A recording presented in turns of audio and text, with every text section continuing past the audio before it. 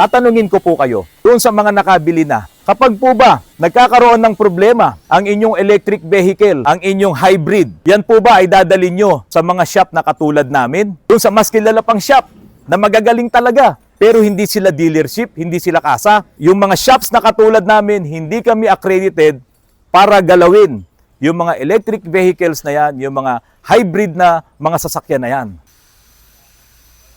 Mga kapatid, magandang hapon po sa inyong lahat. Karamihan po ng mga bumibili ng mga brand new na sasakyan, kapag po natapos na ang kanilang warranty period, yung tinatawag na 100,000 kilometers or 3 years, whichever comes first po doon sa binanggit ko na yon, yun po yung warranty period po na ibinibigay ng kasa. Kaya yung iba, kapag ka po natapos na yung warranty period na yon, ay ipinapagawa na po nila ang kanilang mga sasakyan, hindi na po sa kasa, sa mga talyer na po na katulad namin. Kasi nga, kapag ka pasok ka pa doon sa warranty period, ay pwedeng ma-void ang yung warranty kapag ka po hindi mo yan ipinagawa sa mga dealership. Yung iba nga hindi pa tapos yung warranty dahil sinasabi nilang mahal daw magpa-maintain sa kasa, kesyo daw nagkakaroon ng problema doon sa kasa, yung mga ganyan, marami silang mga sinasabing mga issues. Kaya po, okay na lang sa kanila na ma-void ang warranty nila at nagpapagawa na po sila sa labas, no, sa mga talyer po na katulad namin. Ngayon, meron po kasing nag-comment po sa akin tungkol po doon sa warranty ng electric vehicle na Moretti na ikinumpara po niya doon sa sikat na Build Your Dreams, no, yung BYD. Ito po ang sabi ni Daddy Vin, may laban po kaya ang warranty policy ng Moretti sa BYD? May BYD na 300 kilometers ang range sa halos parehong presyo and may warranty ang battery. Ang mga Moretti po na mga electric vehicle, may warranty din po ang mga electric batteries po nito. Ang mga battery ginagamit po dito ay katulad din ng batteries po na ginagamit ni BYD. Merong 5 years na warranty at mayroong 8 years na warranty sa battery. Ngayon, ano po yung sakop ng warranty na yon? Sa lahat po ng mga may electric vehicles po na yan, ang warranty po ay kung factory defect po yung warranty. Kaya nga po binigyan nila ng 5 years yon, saka 8 years na warranty yon, sinisigurado nila na yung mga baterya po na yan, lalo na sa Moretti, ay tatagal ng ganong kahabang panahon. 5 years at 8 years. Wala pong babayaran, papalitan ng Moretti yan kung ang problema po, ang issue po ay factory defect. Hindi po kasama doon yung nalubog sa baha, hindi kasama doon yung nabangga, hindi kasama doon yung pinakialaman. Halimbawa, dinala sa akin dito sa Autorans, tapos pinakialaman ko yung battery. Hindi po yun kasama sa warranty. Nabovoid po ang warranty kapag po yan ay pinakialaman na ng hindi naman accredited na gagawa ng electric vehicle. Naalala nyo po ba, meron din akong vlog, 3 years ago yata yun, yung Hyundai Ioniq 5 na nandiyan sa Canada, yung may-ari, napakamahal nung Hyundai Ioniq 5 na yon, halos 2 milyon yatang mahigit yon. Kaso, minalas siya, habang ginagamit niya, yung Ioniq 5, may nasagasaan siyang bato, kumaskas ngayon, doon sa ilalim. At yung battery po kasi nung Hyundai na yon, nasa ilalim po yon, tumama ngayon yung bato at nagkaroon ng scratch yung katawan ng battery. Alam niyo po ba kung ano nangyari doon? Nung iyan po ay dinala sa insurance, ang sabi ng insurance ay write-off na yan. Kasi nga po, ang halaga ng baterya ay kasing halaga rin halos nung bagong sasakyan na Ioniq 5. Si Kasa kasi papalitan yon ng bago kung yon ay pasok sa warranty. Ngayon, ang halaga kasi ng bagong battery ay sing halaga ng bagong kotse, kaya nga ang sabi ni insurance doon sa Canada, abay, wag na nating palitan ng battery yan. Write-off na lang po yon. Kaya po yon ay kinuha na ng insurance. Wala pong warranty ang baterya kapag ka po yan ay nadisgrasya, yan ay nalubog sa baha, yung mga ganyang problema. Pero kung halimbawa, nasunog dahil nagkaroon ng electrical problem, yung inyong sasakyan na wala ka namang ginagawa, palagay ko pasok yan sa warranty. Mga kapatid, napanood nyo po ba yung Toyota Altis na hybrid na ginawa po namin dito? Nagpalit ako ng mga batteries po noon at binili po namin yun sa China. Kasi po yung Toyota hybrid po na yon ay na-write off na ng insurance. Kinuha na yun ng insurance Kasi nga po yung halaga ng battery ay napakamahal kung yan ay manggagaling doon sa dealership sa kasa. At dahil nga po yan ay nalubog sa baha, ayaw na rin po ng insurance na iyan ay i-repair pa dahil magiging mas lalong magastos yan kapag ka dumami yung problema. Katulad na lamang ng ibang mga nalulubog sa baha ng mga sasakyan. Kapag ka yan ay nalaman ng insurance, hindi po yan ini-insured pa. Kaya po, yung nabili naming batteries po na galing ng China, ayan, tignan nyo po, yung mga batteries na yan, nasa kahon pa yan na inilabas namin. Yan po ngayon ang inilagay namin doon sa Toyota Altis na hybrid na pinalitan namin ng baterya at ito namang hybrid na ito ay binenta pa ng insurance doon sa isang kaibigan namin na nagba-buy and sell. Okay na po ngayon yung pong hybrid na yan. Kaya lang, wala na siyang maaasahan na service warranty sa kasa at sa mga dealership. Tatanungin ko po kayo, doon sa mga nakabili na, kapag po ba nagkakaroon ng problema ang inyong electric vehicle, ang inyong hybrid, yan po ba ay dadalhin nyo sa mga shop na katulad namin? Doon sa mas kilala pang shop na magagaling talaga, pero hindi sila dealership, hindi sila kasa. Kung yan ay BYD, sa BYD mo lang yan dadalhin. Kung yan ay Toyota, sa Toyota mo lang yan dadalhin. Kasi yung mga shops na katulad namin, hindi kami accredited para galawin yung mga electric vehicles na yan, yung mga hybrid na mga sasakyan na yan. Kaya po, kapag kayo ay bumili ng BYD, hanggat yan ay buhay, hanggat yan ay umaandar, hanggat yan ay ginagamit mo, BYD ka lang magpapagawa. Hindi mo yan maipapagawa dito sa Autorans. Kahit sabihin mo pang Tesla, lalo na. Kapag nasira si Tesla mo, kay Tesla mo lang yan dadalhin. Forever, diyan ka lang magpapagawa sa kasa nila. Sa Toyota man, ganun din. Sa Nissan man, ganun din. No? Hindi mo yan pwedeng ipagawa sa ibang shop kasi nga po, wala namang maibibigay na pyesa. Ngayon, ito pa. Merong mga modelo ng sasakyan na kahit na hindi pa siya electric vehicle, ay hindi namin tinatanggap. Ito na lang Ford Territory. Hindi namin tinatanggap yan dito sa Autorans. At marami kaming mga magkakaibigan na talyer.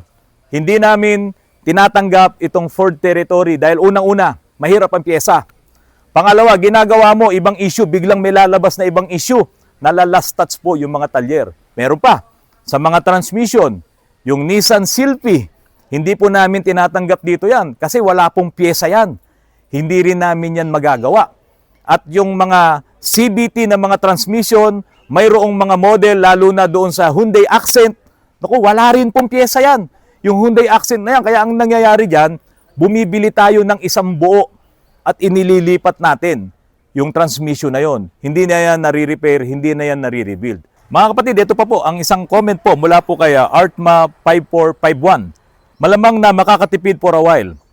Pero caution on cheaper version of electric vehicles like Moretti. Cheaper. Cheap daw po ito. Mumurahin. Kaya po mura ito, kulang sa battery management system at sa very important na cooling system ng battery.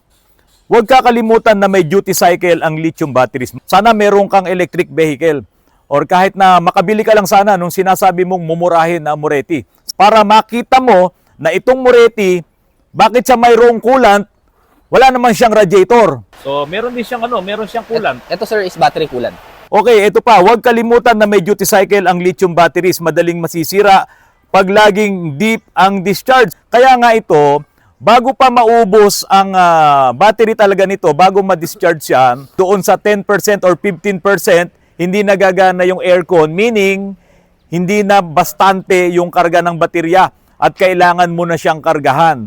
Kung bibili ka ng electric vehicle at gagayahin mo yung paggamit ng cellphone na kahit na ubos na yung battery, talagang masisira kahit na anong bagay na di baterya. Huwag kalilimutan na may duty cycle ang lithium battery. Pati itong mga battery ng mga sasakyan na yan, may duty cycle yan. Kapag kayan ay palaging nakukomplete drain yan at hindi mo kakakargahan kagad, nasisira po yung baterya. Madaling masisira pag laging deep ang discharge at pag uminit lalo na dyan sa Pinas gagamitin. Ano kaibahan ng Pilipinas sa ibang bansa? Dito sa tropical countries, dito sa Asia. Bibili ka ng electric vehicle, gagamitin mo yan ng tama at hindi totoo yung sinasabi mo na ito. Ito pa, kaya mahal ang ibang EV like Tesla ay dahil sa mga ganong features, kaya tumatagal talaga ang batteries nila. Napakahalaga ng cooling system sa battery. Pero ito, Mr. Artma, kapag yung Tesla mo ay nasira, or kapag yung Tesla mo ay kailangan ng maintenance, saan mo dadalhin, Mr. Artma? Kapag nagka-problema ka sa ilaw, or sa iba pang mga gamit ng accessories ng Tesla mo, saan mo dadalhin? Diba? At kapag ka naluma na, 5 taon na, 6 na taon, 8 taon, saan mo pa rin ipapagawa yung Tesla mo? Diba? Ikaw ay hostage niyan. Forever, nadyan ka sa dealership, saka sa magpapagawa ng Tesla mo. Meron kami naging customer dati dito na hindi naman pinagawa sa amin yung BYD. Meron siya ibang pinagawa dito. Dala-dala niya yung BYD. Alam mo ba, pag binuksan mo yung hood niya, talagang sealed. Wala kang makikita na isang parts or doon sa electric niya, modules niya, wala kang makikita. Selyado. Kapag ginalaw mo nga yun, mabovoid na warranty mo kapag ka yun ay binuksan mo. Itong si Artma, ang sabi niya, malamang na makakatipid for a while. O sige nga, bumili ka nga nung sobrang mahal nga na yan, ng mga electric vehicle. Baka yung sinasabi mong for a while na matitipid dito, diyan wala ka talagang matitipid. Kasi forever, diyan ka sa kasa, nakatali ka, diyan ka magpapagawa dahil kahit ilabas mo man yan sa mga shops na katulad namin, eh, lalo na sa ngayon, wala pa tayong makukuha ng mga parts, even yung technology niyan, lalo na yung mga modelo, yung mga BYD, yung mga Tesla na yan, pati yung mga Toyota, no? Yung kanyang operating system. Dahil computerized na siya. No? Talagang ina-upgrade mo pa yan. Kaya nga yung Volkswagen sa China no, nilampaso sila ni BYD. Kasi mas mataas yung operating system na ginamit doon sa kanyang computer kumpara doon sa ginamit ni Volkswagen. Kaya nga po, ako, settled ako dito sa mga ganitong klaseng electric vehicle na alam kong kaya kong gawin. At kung magkaroon man ng problema, nandiyan yung may-ari, importer talaga ng lahat ng klase ng mga sasakyan, kahit na Toyota, kahit na Honda, kahit na Volkswagen, ini-import nila yan dahil yun talaga ang kanyang business. Ngayon ito po mga kapatid, ako po ay hindi pro-China. Hindi rin po ako anti-China. Pero ito pong comment ni Melinda Timbang, sabi po niya, siguro para sa akin, di natin dapat tangkilikin ang mga produktong galing China sapagkat dapat nating bigyan ng konting higpit bilang pagkundina sa ginagawang pang-aangkin sa WPS. Yun ay para sa ganang akin. Good luck po. Okay. Miss Melinda Timbang, alam niyo po ba na dahil nga po sa sobrang mahal ngayon ng gasolina at ng diesel, pati yung langis, at ang ating stock na lang nito, no, ay aabutin na lang yata, wala nang 30 days, mauubos na yung stock natin dito sa Pilipinas nung gasolina at diesel. So ano ngayon ang ginawa ng ating Department of Energy? Si Secretary Garin. Ano ang ginawa niya? Ito po, pakinggan nyo. Kung saan siya kukuha ngayon ng dagdag na gasolina at diesel na pangangailangan natin dito sa Pilipinas. All of our suppliers are the same ones that we are approaching, whether they closed or did not close. So, who are our suppliers? South Korea, China, Thailand, Singapore, Japan, and some others. And we're also contacting more than that. But yes, we're approaching them. Kasi alam ko, like Singapore hasn't closed, China has closed. So there are others that hindi na close, and there are also others that are not our usual suppliers that are willing to sell. Alam nyo, noon pa mga kapatid, ang Pilipinas ay umaangkat na ng langis at gasolina diyan sa China. Kasi in China, sila yung refinery ng mga kinukuhang crudo diyan sa Middle East. At ibinebenta yan dito sa Asia. Hindi lang China, pati Singapore. No? Mayroon yan. Nagre-refine sila. Kaya hindi mo pwedeng sabihin, wag nating tangkilikin yung mga produkto ng China. Matagal ng panahon sa loob ng bahay mo. Bilangin mo lahat ang kasangkapan mo dyan. Halos lahat yan ay made in China. Pati yung ginagamit mong panimpla ng iyong pagkain, yung panluto, yung cellphone mo, no? Yung aparador mo, yung furnitures mo, yung ilaw mo, yung electric pan mo, refrigerator mo, yung TV mo. Lahat halos ay galing ng China. Kaya kung sasabihin nyo lang na wag nating tangkilikin, matagal na po nating tinatangkilik yan. Iba nga lang talaga yung usapan sa West Philippine Sea. Kailangan ngayon ng Pilipinas ng mga bansa na magbibigay sa atin ng tulong pagdating sa fuel. pagdating sa langis. Kaya po mga kapatid, marami ngayon ang nagpapaayos sa amin yung mga kanilang sasakyan na di gasolina, no? Pinapaayos nila dahil yun naman ang kanilang gagamitin dahil medyo mura ang gasolina ngayon kumpara sa diesel, no? Kaya po marami ngayon ng mga di gasolina sasakyan dito, hanggang doon ang inaayos namin. Ngayon, itong Moretti na to, itry nyo lang. Kasi kung 5 taon na wala naman kayong magiging problema, 5 taon kayong makakatipid. Pag-aralan nyo pong mabuti, maraming mga electric vehicles dyan, isipin nyo rin yung long-term na pag-aalaga at pag-maintain ng ganitong mga klaseng sasakyan. Bahala na po kayong mag-isip kung anong pipiliin nyo. Basta ang lagi ko pong sasabihin, pag bumili kayo ng mamahalin, mahal din po ang maintenance niyan.